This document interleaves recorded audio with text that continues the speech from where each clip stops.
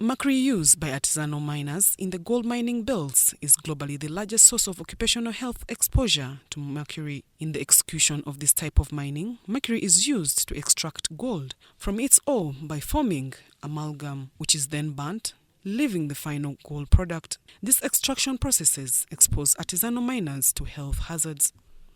Against this looming danger, the Uganda National Association of Community and Occupational Health held a stakeholders meeting to forge means on what can be done to reduce the risk of applying mercury in extraction of minerals, which poses a health risk to communities.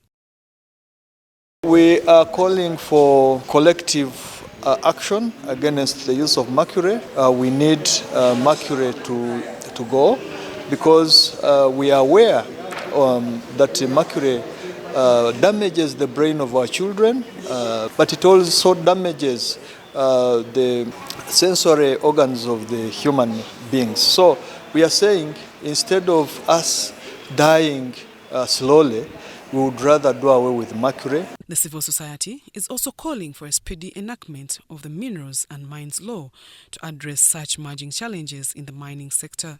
Is the amount of money. The currency points that if you go against the law, one would have to pay about 100 million shillings. People would have to sell their land and people would have to go to jail. So those are the scares. I think those are things that are going to be debated since the law is not yet in place. It's just going to go into Parliament. And once it is in Parliament, depending on how people argue out their cases, there could be some remedies to some of the issues. Government, civil society, the business community and the miners attended the meeting to create awareness and also support local communities to adopt better methods in the extraction of gold. As with you guys and advocate for a law that will enable all of us to work, both the civil society and the artisanal and small-scale miners. We consulted our colleagues throughout the country in all the 5 clustered mining regions of this country on the minerals and mining bill and came up with a harmonized position. I may sound diversionary, but this is also a very important issue, which we presented to government.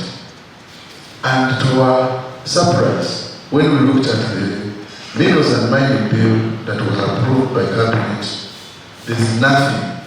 From our position paper, they absorbed less than 1%. So it's really very unfortunate. Might it be sensible to begin certifying maybe some of the gold for John Bosco, who is a miner in this? Is it possible to certify the gold you produced, one which is mercury-free and probably the one which is not? We need to look at other chemicals. I've been visiting most of these mines. The storage, when it comes on their side, the storage and the chemists, the soil chemists that are being used, they need more training. Zahara Abigaba, UBC.